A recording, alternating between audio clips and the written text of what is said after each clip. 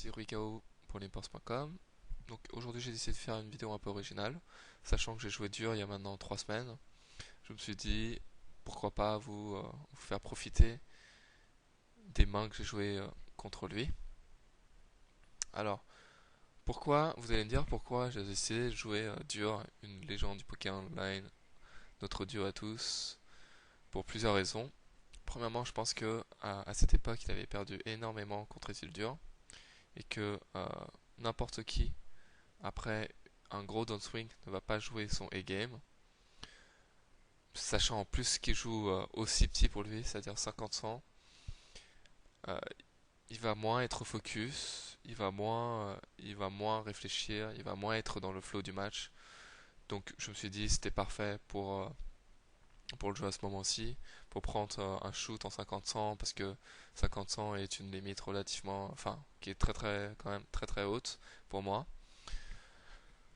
Et je pense que les conditions ce jour-ci étaient réunies.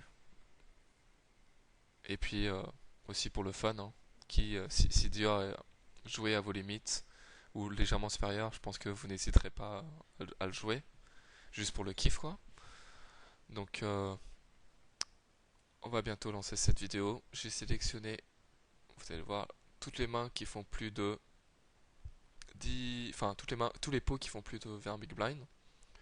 J'ai enlevé les, les, les petits pots inintéressants, que ce soit raise fall ou raise check check check, etc. Donc comme vous l'avez vu un peu, j'ai run pas mal pour prendre la plupart des pots à d'or et on va voir, on va analyser un peu les pots que j'ai joués.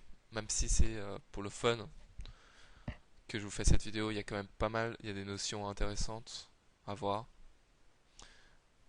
et on va donc lancer cette première main. Première chose à remarquer, on a des très petits stacks. Lui a 50 big blind, moi j'ai 30 big blind. En 50-100 avec Ante, c'est très très short. C'est pour ça que au début de ce match, je vais faire des min raise. Comme vous savez, en hold'em, c'est pareil. Plus les stacks sont petits, il vaut mieux. Enfin, plus les stacks sont petits, plus les raises doivent être petits optimalement. Alors, soit en hold'em, c'est pour se laisser de la full equity, c'est-à-dire que quand on reste petit et qu'on fold derrière, on perd moins. Euh, il y a moins d'implied derrière, c'est-à-dire que on peut plus laisser la cote à l'adversaire. On a moins à protéger, voilà.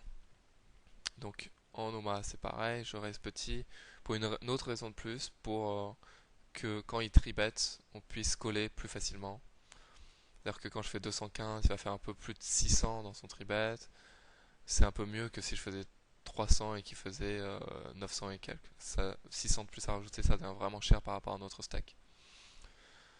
Donc, 4, 6, 8 valets avec 3 piques, c'est une mauvaise main, je vous l'accorde, mais on est au bouton et en Oma 1, la position est vraiment importante.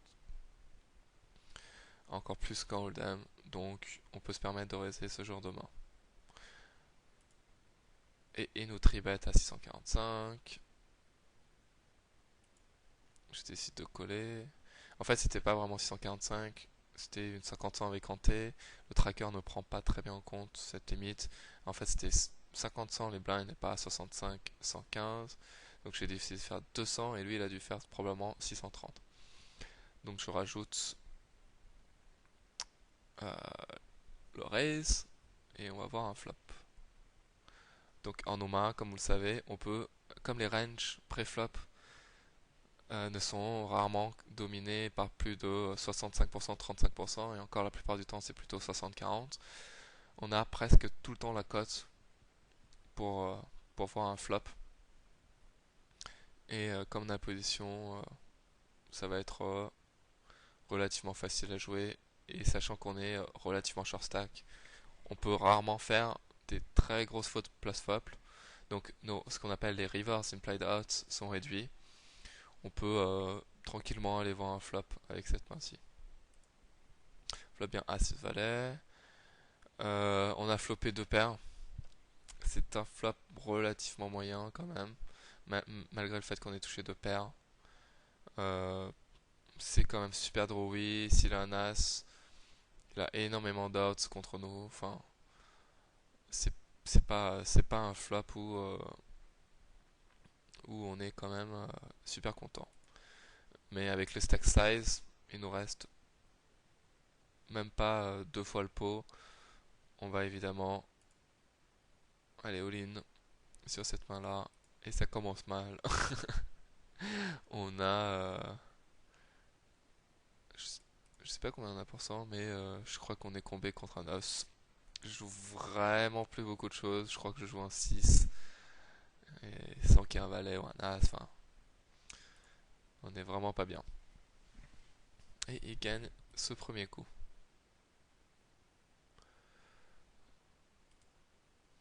Excusez-moi, il y a un petit problème de tracker.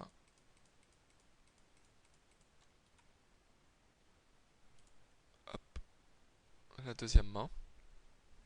Donc j'ai encore bouton. Apparemment j'ai fall. Enfin, j'essaie de jouer le plus possible en position.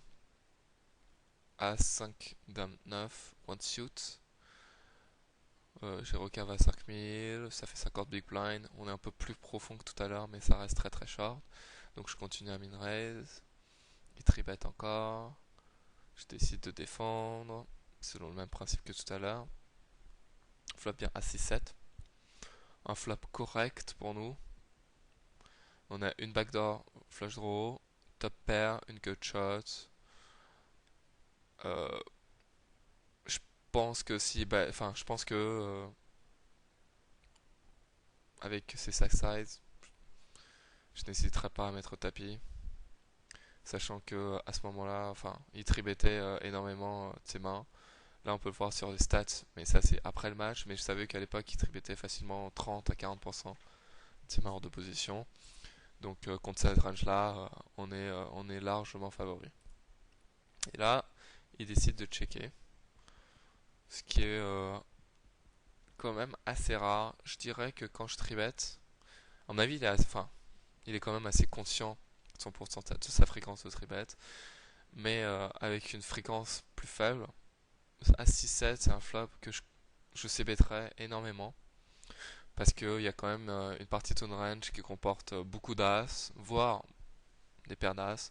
Donc c'est pas, en plus c'est pas énormément drawy. Il y a 6 et 7 pour les différentes quintes, mais bon, il n'y a pas de tirage couleur. Donc c'est un flop que je c-betterai pas mal de temps. Il décide de check, et moi je décide de check behind. Je pense qu'il n'y a pas énormément de choses à protéger. Et je pense que euh, on peut induire un bluff plus part, prendre de la value plus part si je check. Là, ici, parfois, il a paire de roi. Parfois, il a un as moins bien ou un 7 moins bien. Et comme j'ai la position et que j'ai pas énormément à protéger, je décide de check behind pour induire de la value ou un bluff plus tard. Donc il vient un 10 qui est quand même une mauvaise carte pour nous. Il y a les quintes qui sont entrées, on n'a pas fait de paire. Et là, c'est le moment où Dor décide de faire 800. Euh, je pense qu'on est encore largement devant sa range. Il y a, on est rarement drawing dead. Il n'y a que 8 et 9 où on est vraiment drawing dead. Tout le reste, si là, contre As-10 on est mal aussi, mais contre tout le reste on a suffisamment d'outs pour pouvoir se permettre un call. Et je pense qu'il y a il y a pas mal de temps où il a juste R, ou une main qui est pratiquement dead contre la nôtre, paire de roi, euh, n'importe quel tirage 15 n'est pas très très bien contre nous. Il peut avoir tirage couleur. Je ne raise pas parce que enfin, ça semble évident, mais je vais quand même l'expliquer. Je pense que on a rien, on a tout ce qui nous colle et nous bat. Je pense pas qu'il colle avec moins bien que notre main. Et de plus, il n'y a que un tirage couleur et un semblant de quinte à protéger. Sachant que j'ai la position, je peux décider de fold si une carte dangereuse arrive. Et où peut décider de bluff, enfin, il y a quand même beaucoup plus de value à coller en position. Et une river parfaite pour nous, un 10, sauf s'il avait un 10, il est passé devant, mais tous les tirages ont raté. Euh, si on était devant, on est toujours devant, si on était derrière, la plupart du temps, on était toujours derrière. Et là, il décide de check. Quand il décide de check, je pense que on a pratiquement toujours la meilleure main, sauf peut-être As-Roi qui a décidé de jouer bizarrement. Mais il y a quand même peu de value à prendre avec As-Dame. Et je décide de check behind. De plus, il peut induce un bluff, sachant qu'il y a des tirages ratés. Il peut avoir 8 et 9 ou un full, ou etc. Il peut induire un bluff. Et sachant que je suis pratiquement jamais payé par moins bien, je décide de check behind. Et en fait, il avait double gutshot. Main suivante. Apparemment, il tribait toutes les mains. J'avais même oublié à quelle fréquence il tributait. À mon avis, le fait qu'il joue aussi petit, euh, enfin, ça l'incite à jouer des gros pots, vu que c'est comme si vous allez descendre en 1-2, vous allez vous ennuyer, les sommes sont très petites pour vous, et vous allez essayer de construire à essayer de gamble le plus possible, à jouer des gros pots. Et donc c'est pour ça que Deur c'était un bon moment pour jouer dur. Donc je décide de défendre en position encore une fois. On trouve relativement un bon flop pour notre range. Il décide de check. Je pense que sur ce genre de flop, il va checker 80% du temps. Ça touche beaucoup plus notre range que sa range, même si il a une fréquence de triplet énorme. Et c'est pour ça que je décide de faire la moitié du pot. Alors sur ce genre de board, je, je vais énormément bluffer. C'est-à-dire que même si j'ai R complet,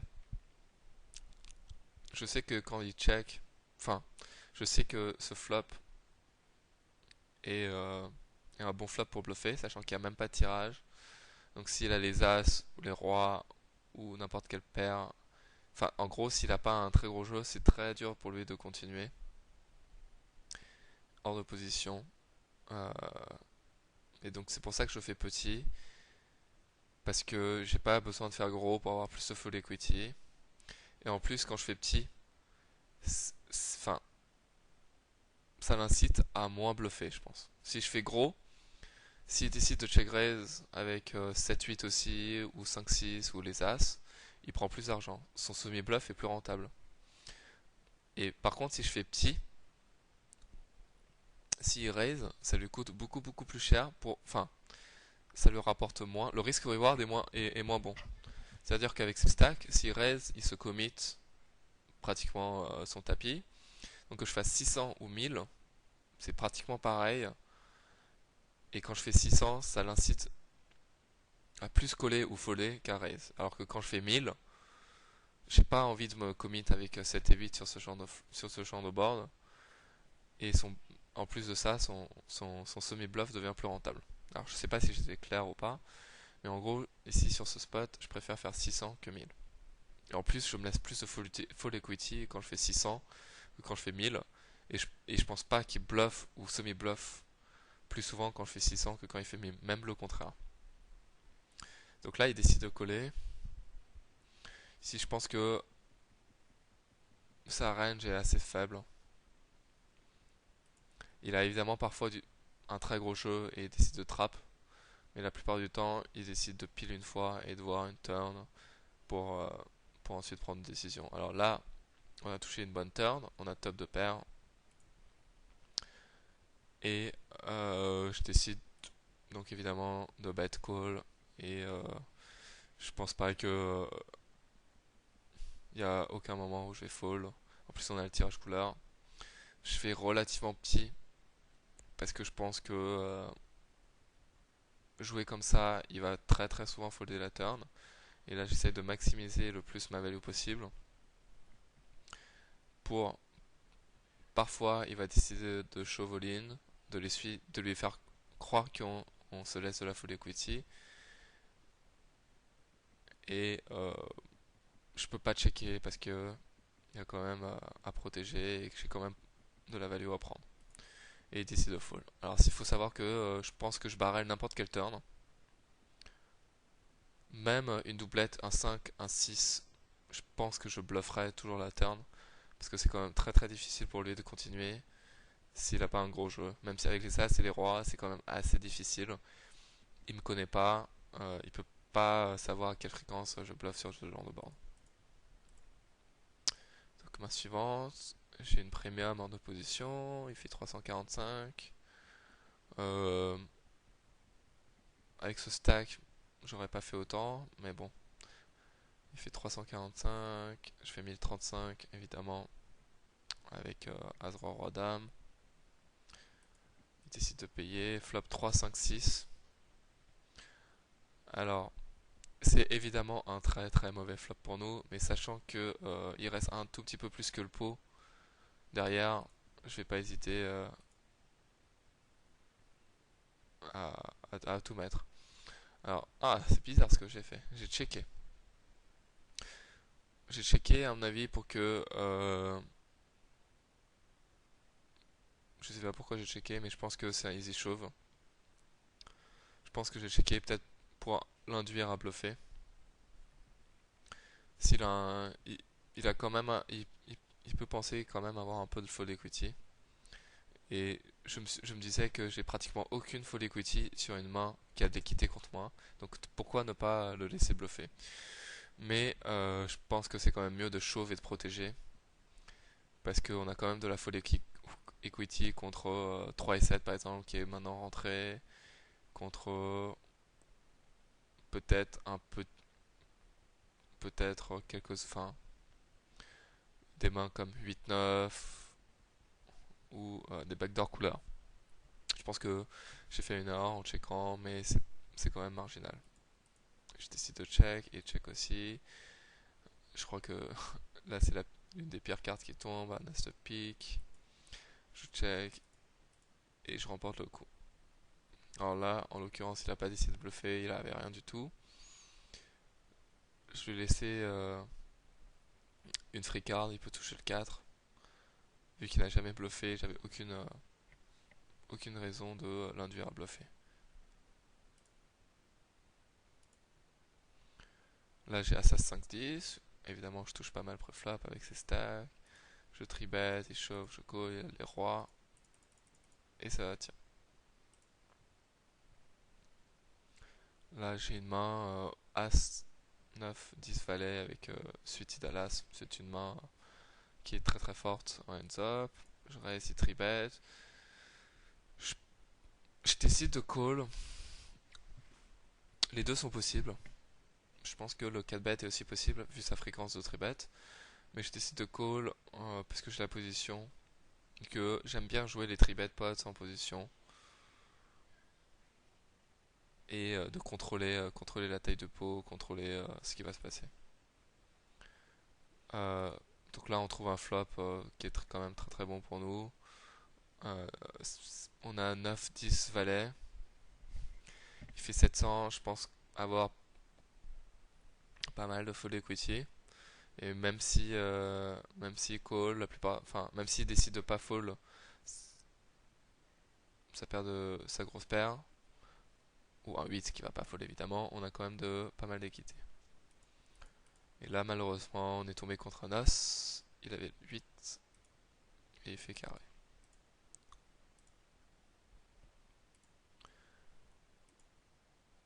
Là j'ai roi 10 8 dames. Euh, je décide de tribet quand même, c'est que pour fort value c'est évidemment une main au-dessus de la moyenne. Et vu le flow du match qui raisait pratiquement 100% de ses boutons, euh, je voulais faire grossir le pot avec une bonne main. Et on touche un flop qui est relativement bon. Et je décide de pot tout simplement pour ce commit. Et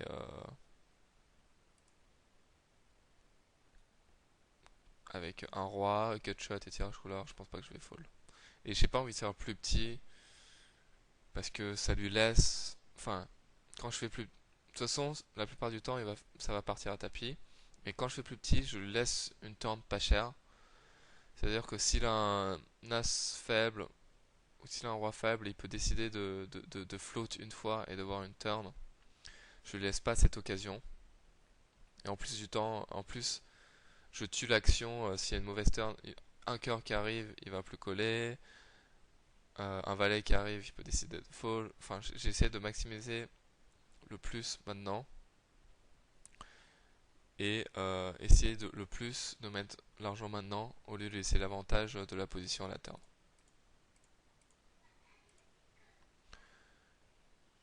Là, je mine raise de 6, 7, 9. Il tribet, comme d'habitude. Je décide de coller et on trouve un très bon flop. 3, 6, 6. Roland. Il fait comme tout à l'heure, 700. Et là, on a plusieurs choix. Je pense que le meilleur est quand même de raise tout de suite. Premièrement, il avait vu qu'on pouvait raise avec un tirage sur pair de board. Juste quelques mains apparemment. Et deuxièmement, on a envie de protéger. Et il y a à peu près n'importe quelle carte à la turn qui est gênante. Pas forcément gênante pour nous, mais ça peut tuer l'action. Un 8 cœur qui arrive, ça tue vraiment l'action. N'importe quelle carte de la quinte, ça peut tuer l'action. Et j'ai pas envie que qu'une mauvaise carte lui fasse peur s'il a une grosse paire ou s'il a un tirage. Vaut mieux, vaut mieux le faire payer. Là, apparemment, il avait rien et on a gagné le coup.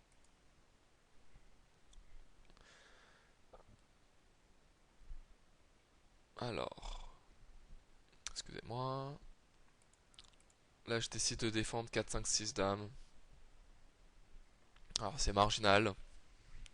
On peut faire les deux, mais à ce moment-là, j'étais plutôt confiant. Je lui prenais pas mal de gros pots, donc c'est pour ça que j'ai décidé de jouer un peu plus loose que d'habitude. On trouve un flop relativement bon pour nous. On a open-ended avec une paire. Et fait 500 avec les stacks et la fold equity. Je pense que c'est pas mal de chauve. S'il avait 10 000 derrière, j'aurais préféré un flat call. Mais avec 5 000, je pense que le semi-bluff est quand même beaucoup plus rentable. Et on est rarement quand même super dominé. Quand il call, on a la plupart du temps entre 35% et 45% d'équité. Et on tombe contre une main qu'on n'a pas super envie de voir. Il nous enlève un 8. Et non, enfin, il nous enlève tous les 8 en fait. Puisque le... Non, non, non, je dis n'importe quoi. Il fait pas 15. Il nous enlève un 8. Et c'est une main qui a 60% d'équité contre la nôtre. J'aurais préféré tomber contre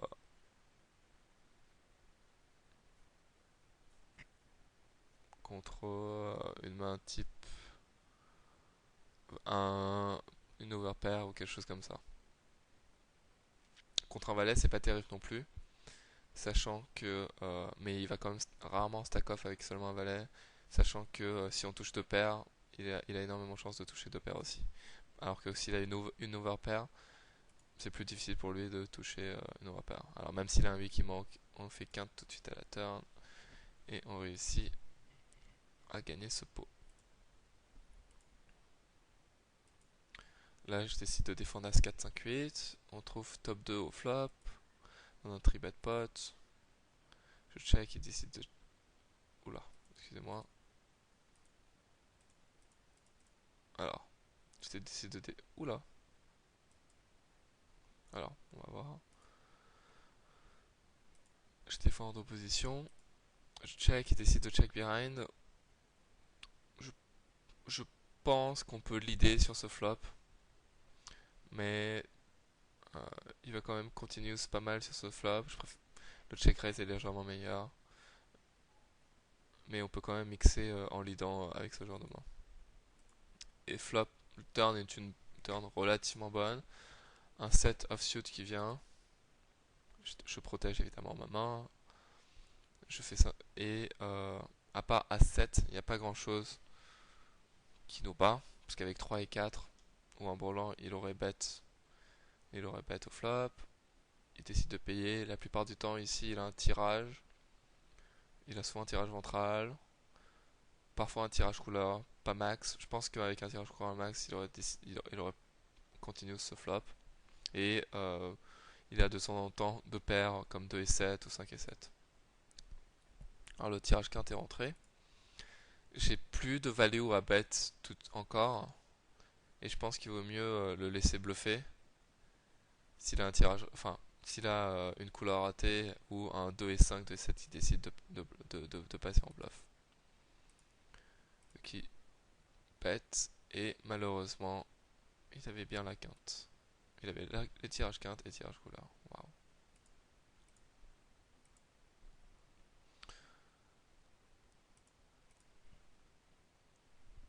Alors, 5, 10, 7 valet. Je minerai au bouton. Il call. Je turn top 2. Il bet. Je décide de call parce que les stacks sont quand même assez. J'ai pas envie de mettre tout mon stack dedans. Et j'ai pas envie de raise fall. Et j'ai certainement pas envie non plus de raise call. Donc je pense que le meilleur des plays est de just call. De soit le laisser bluffer, soit prendre la value à la river. Il décide de check, et là je value mes deux paires. Il décide de call, et je gagne le pot. Il avait juste paire de dames.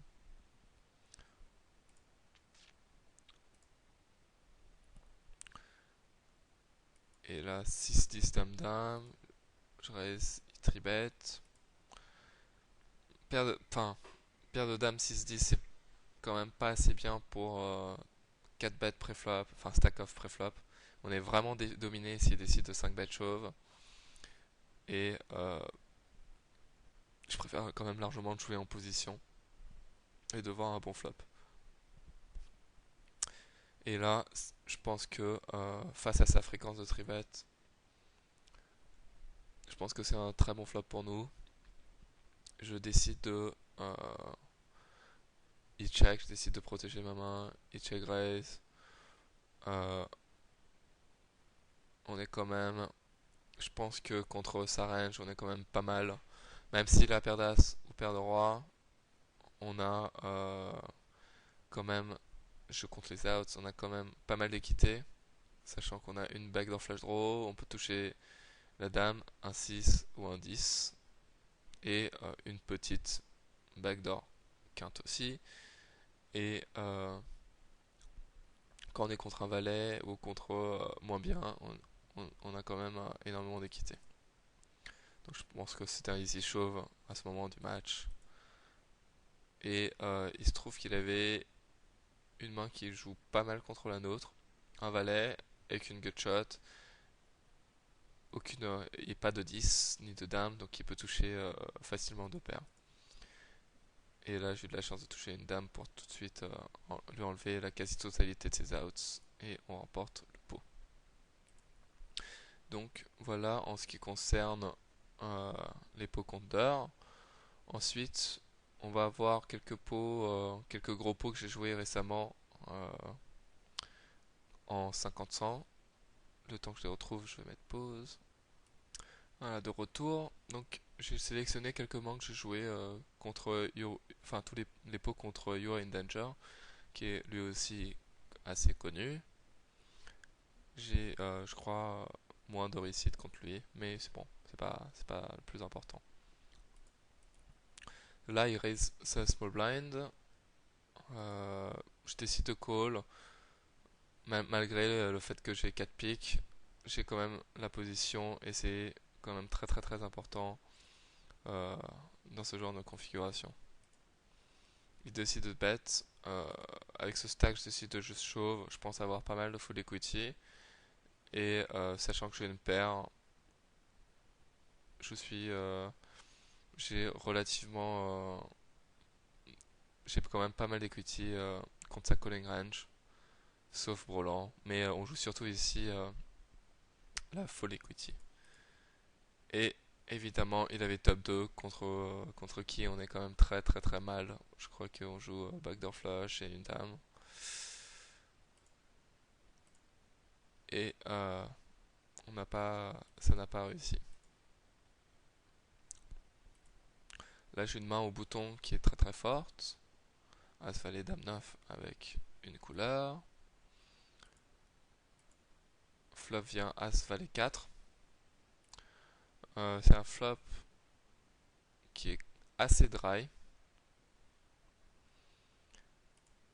Mais je dois quand même protéger et prendre de la value.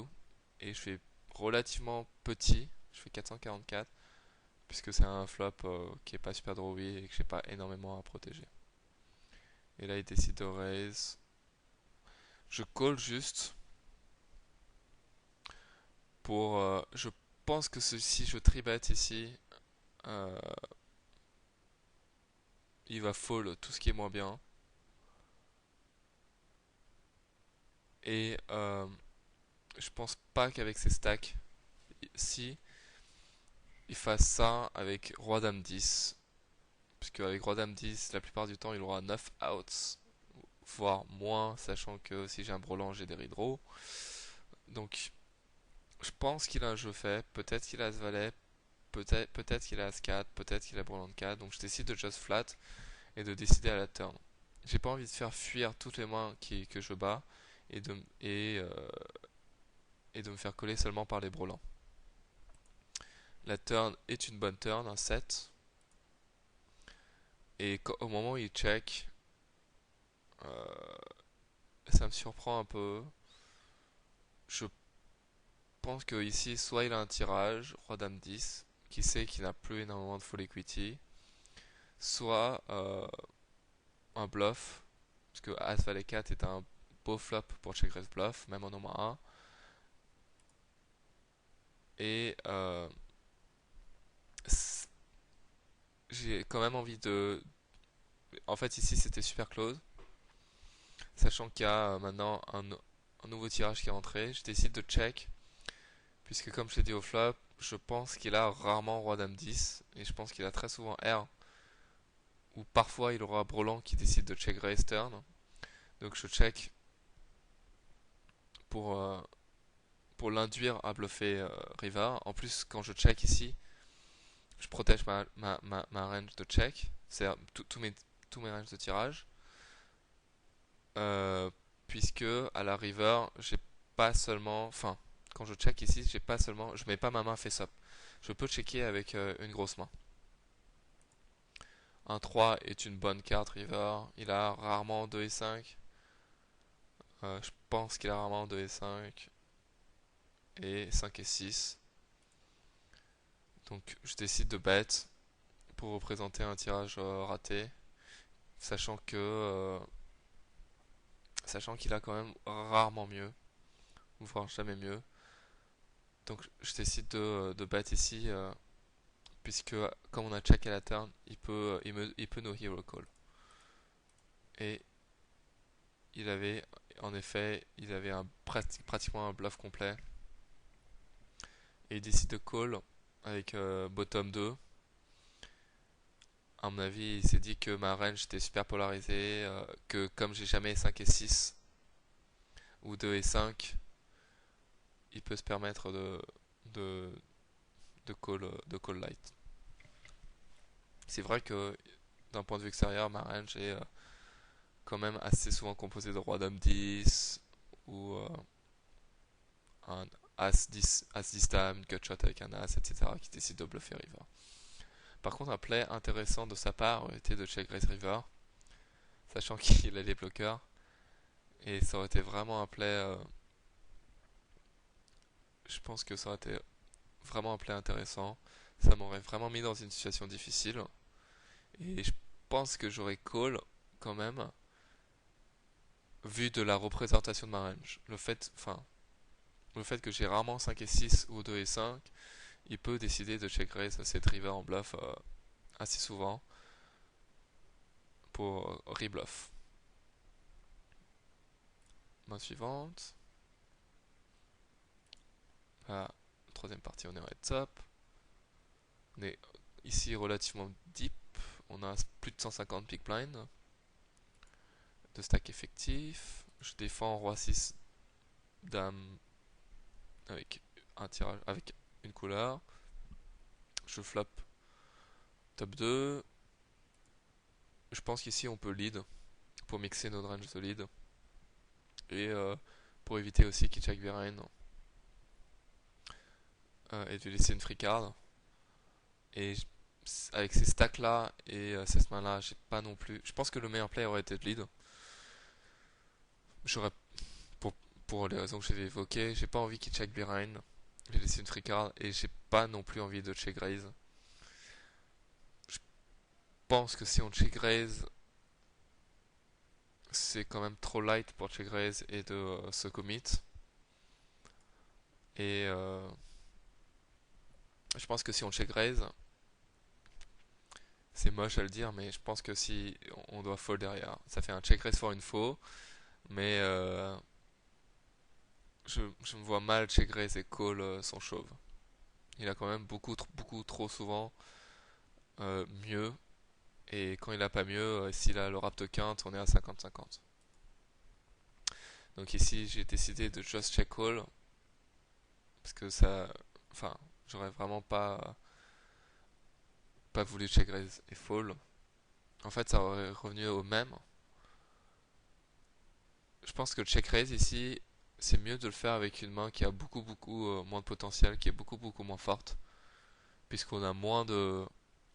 Avec par exemple une gut shot et un 6-7-8. À 6-7-8, je pense que ça aurait été une bonne main pour check raise. On a pas mal d'équité encore, on n'est pas drawing dead face à sa range, et en plus, on n'a pas de mal à fall face à un chauve. Alors qu'avec Dame 6, on a quand même trop d'équité pour check raise fall, et c'est vraiment chiant de call hors de position et de les laisser voir une free card ou une scare card, sachant que en Omaha, la position est vraiment très importante. N'importe quelle carte, enfin, c'est lui qui a le contrôle de la main à la turn, et c'est vraiment dur à jouer. Voilà, et ici, exemple, un As, c'est vraiment une mauvaise carte pour nous. S'il avait un 4, un 6 ou une dame accompagnée d'un As, ça lui fait deux paires supérieures. S'il a roi 10 valet, etc., s'il a un gros tirage. Ici, sachant que c'est l'As de cœur, ça améliore quand même notre main. On a un tirage couleur et une gut shot. Et là, il décide de bet, évidemment, pour nous rendre la vie très difficile. Et je call, sachant qu'il y a quand même, il bluffe quand même, il deux barrel quand même pas mal ce genre de board. Et que même s'il bluffe pas, on a quand même pas mal d'équité contre sa range.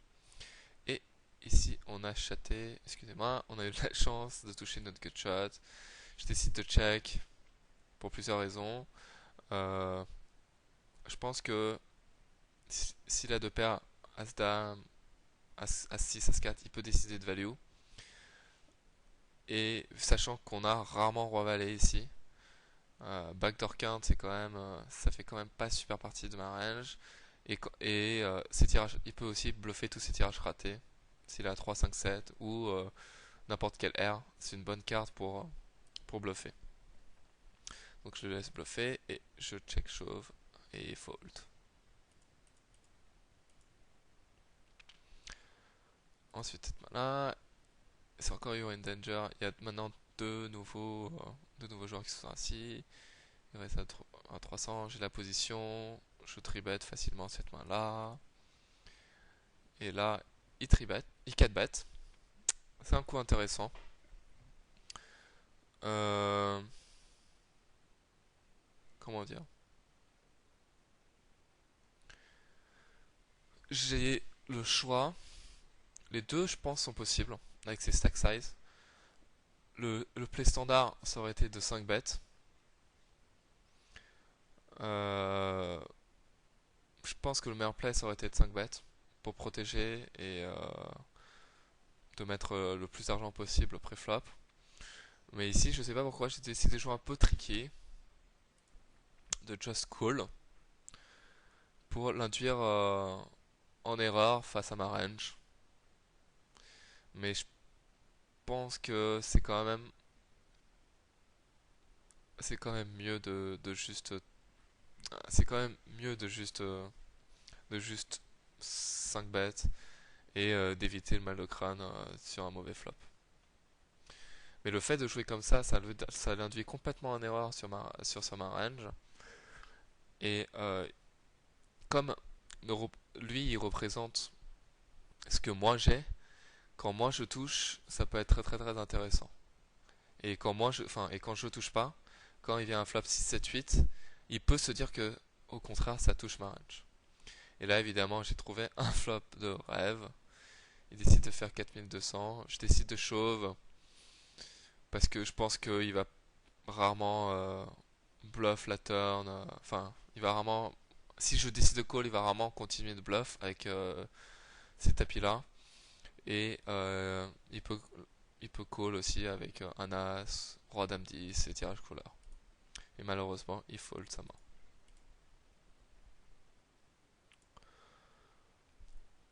Là, on a un roi 10-6 double suited avec stack une très bonne main. Je raise, je fais tribet et je shove sans problème.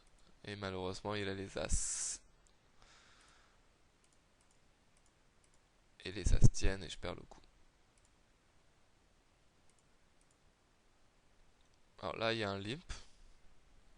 Je limp quand même très rarement, même en Omaha, mais je pense que ce genre de situation est propice à un limp. Sachant que enfin, le joueur au bouton n'est pas super agressif. Et j'ai pas non plus j'ai pas envie de me prendre un limp re-raise. Et j'ai pas envie non plus de faire trop grossir le pot avec ma main. Donc je décide de just call et de voir un flop pour avoir pas très cher. Là, la small blind raise, regista. Alors en Omaha, quand la small blind raise, c'est qu'il a une main énorme. Encore plus quand on l'aime. Sachant que la position est très importante. Les ranges sont très proches. À mon avis, il y a quelque chose comme au moins les as. Au moins les as avec one suit. Ou peut-être quelquefois 8, 9, 10 valets, 10 valets, dame roi, double suitier, des mains comme ça. Là, call, et moi je call aussi pour voir un flop. Et comme on est très bon, on touche un flop de rêve et une action de rêve. Euh,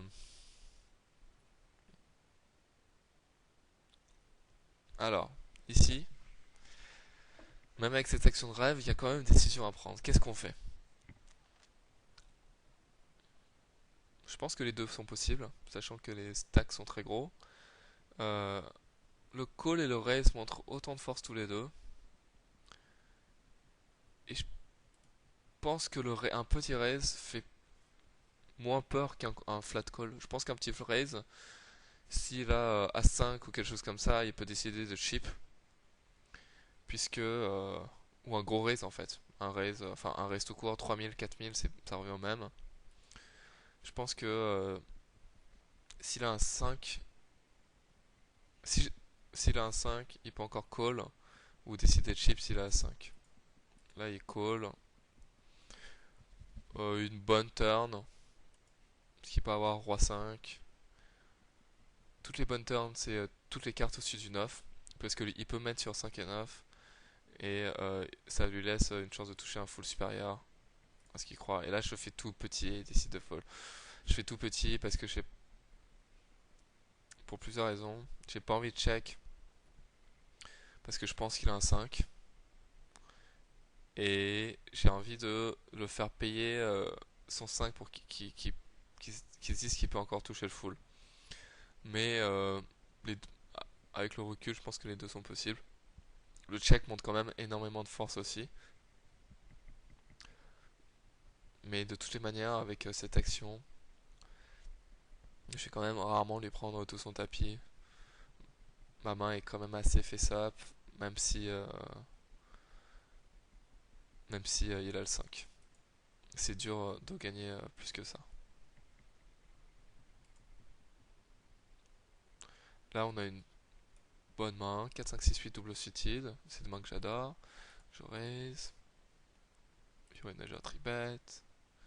Je défends, évidemment, facilement. Et là, on touche un flop qui est relativement bon. On a une backdoor couleur et un rap de quinte. Euh, Sur ce genre de board, je pense que j'ai pas énormément de fold equity. Je pense pas qu'il fold les as ou un roi. Encore moins les as, un roi avec un tirage couleur.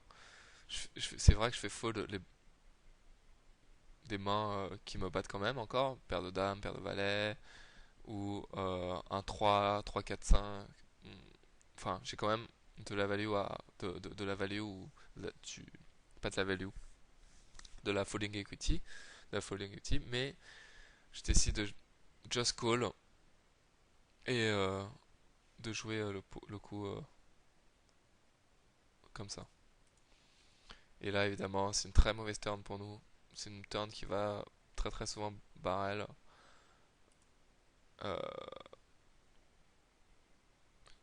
et le fait qu'il fasse aussi gros, je pense qu'il a rarement le full. Je décide de call pour la simple raison que j'ai les cotes avec tirage couleur et le rap de quinte. J'ai la cote pour payer et comme j'ai plus de full equity, ça sert à rien que je chauffe. Donc on prie juste pour une bonne river qui n'est pas arrivée, une horrible river. Je check et bet et je fold.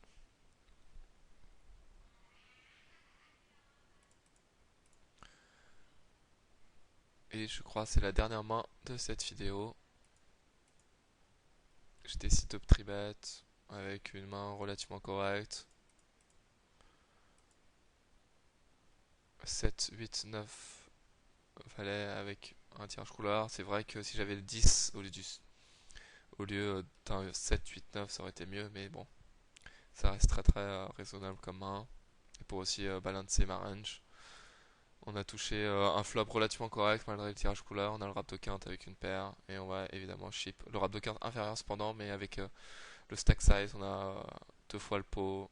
On chip facilement et on prie. Malheureusement, il avait une main qui jouait bien contre nous. Il avait tirage couleur et on a perdu. Et voilà pour la vidéo. J'espère que cette vidéo vous a plu. C'est vrai que c'est plus pour le fun et pour le kiff que j'ai enregistré cette vidéo, mais il y a quand même des points très intéressants. Et n'hésitez pas à poster des commentaires sur le forum, des critiques, ce que vous n'avez pas aimé, ce que vous avez aimé, pour que la prochaine fois je sache ce que vous voulez. Voilà, merci à tous.